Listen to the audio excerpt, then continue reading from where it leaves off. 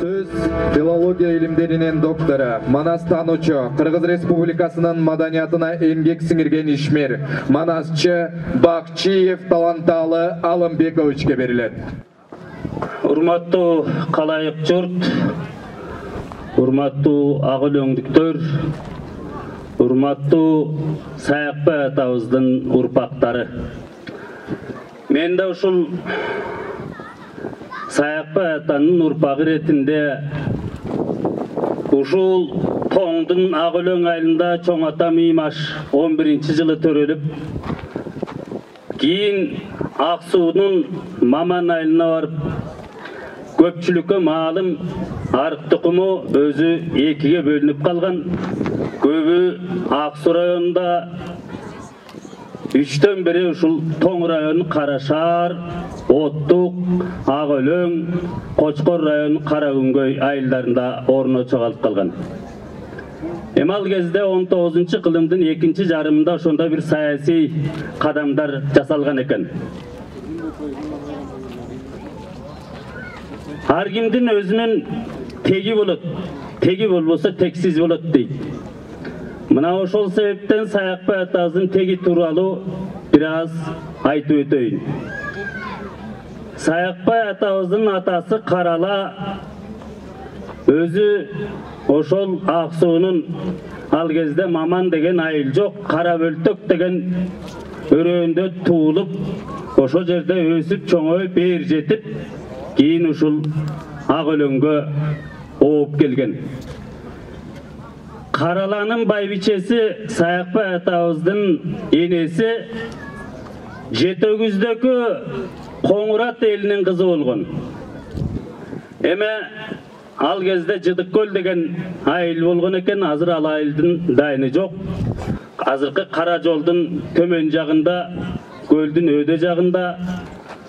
Мына ошол Карала менен Бурулчадан, энебиздин аты Бурулча экен. Бурулчадан эбегейсиз элдин эсин оодарган алп манасчы Саякбай жаралып атат. Саякбай атабыздын билгендерге эки эли, эки жери бар. Мына ушул Тоңдун Ак өлөң айылы, анан Ак Суудагы Маман айылы. Саякбай атабыз үркүнгө чейин ушул жерде туруп, кийин эл үрккөндө Кытайды көздөй ооп баратып, Кытайга жетпей кайра кайтып келген экен. Орустар орто жолдон кармап, түрмөгө түшүп, анан тааныш жакын бир туугандардын жардам менен чыгып, анан ошол түргөн болуштугунда Кара Бөлтөктө туруп калган экен. Кийин 18-22 жылдагы жарандык согушка катышып, 22 жылдан 35 жылга чейин Бишкекке, ал кезде Фрунзе шаарына кеткичекти, ошол Каракол районунун Кызыл Октябрь сельсовети Маман айылында турган экен.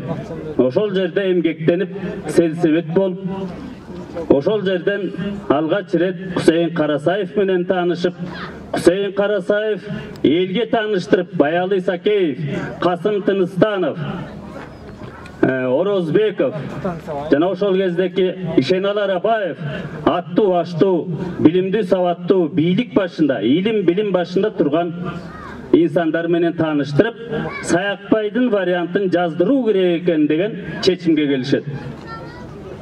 Ал кезде болгону Сагынбайдын гана манасы жазылып алынган.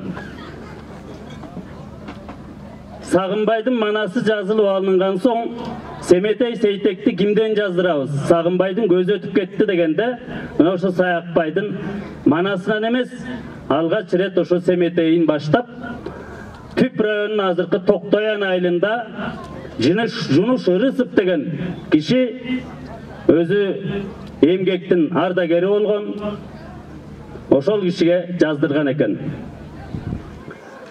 Саякбай бизге Manas Semetey Seytek genen alım sarık kulan sarık dili tartуулabastан Tomor Mergen, Deldeş Baatır, Moldo Baatır degen dastandарды da tartuuladı. Жана жогоруда айтылгандай канаттуу куштар, азапты көп көргөн кубат, эстен кетпейт, унутулгус күндөр деген өзүнүн автобиографиялык чыгармаларын жазып эмес, жаздырып калтырган. Ал киши каттааныган эмес, оозунан жаздырып алган. Саякбай атабыз Манас Семетей Сейтек жана жогоруда айткан чыгармаларды эле тартуулабастан мыкты тамашакөй, азыркыча айтканда анекдотторду да кыйын билген, өткөн кеткен кыргыз элинин санжырасын да кыйын билген инсан болгон. Тилекке каршы суротуулат Саякбай атабызды биз татыктуу кадырлай алдыкпы деген. Ушул жылдын башында январь айында мен анда Манас Улуттук Академиясынын жетекчиси болуп иштеп турганда президенттик администрацияга Саякбай атында эл аралык сыйлык негизделсин деп жобосун түзүп туруп администрацияга сунуштагам. Мына бир жылдын аркы беркиси болуп баратат, андан кабар жок. Азыр мынакей облустук жетекчилик менен да сүйлөшүп атабыз. Ошону облустук жетекчилик менен ошол жобону A'дан I'га чейин бүт барын даптаяр болгону ошол сыйлыкты негиздеш керек. Ал президенттик сыйлык болушу керек эле. Кыргыз манасчылар үчүн эле эмес, дүйнө элдеринин айтуучулары үчүн тапшыра турган, татыктууларына тапшыра турган. Ошону менен биз Саякбайды дагы, ошону менен Манасты дагы биз жайылтмакпыз. Нобель сыйлыгы, Айтматов сыйлыгы, Шолохов сыйлыгы деген сыяктуу эле биз дагы ошо Саякбай сыйлыгы менен дүйнөлүк аренага чыгууга мүмкүнчүлүк алмакпыз. Ага Саякбай татыктуу, анын ысмы дагы, аны калтырган кыргыз элине эмгеги дагы татыктуу. Мен ушул Манас Улуттук Академиясынын жетекчилигинде иштеп жатып, 2 жылдын ичинде бир катар Саякбайдын өзүнүн жана анын чыгармачылыгынын негизинде эмгектерди жарыкка чыгарганбыз. Ошону мен Ак Өлөң айылынын айыл башчысына тапшырып коюп, андан мектеп директоруна тапшырып койсом деген тилегим турат. Жүрсүн.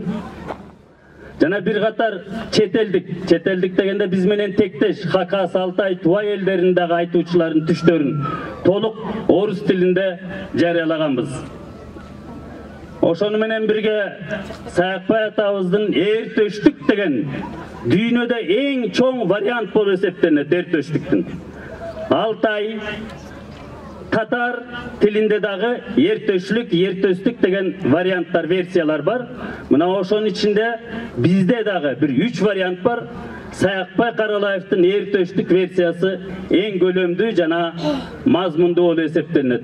Мына ошол эртөштүк эпосунун негизинде биз энциклопедиясын түзүп жарыкка чыгарганбыз. Андан сырткары Эр-Табылды эпосунун энциклопедиясын жана 224 айтуучу кирген, алардын өмүр баяндары кирген.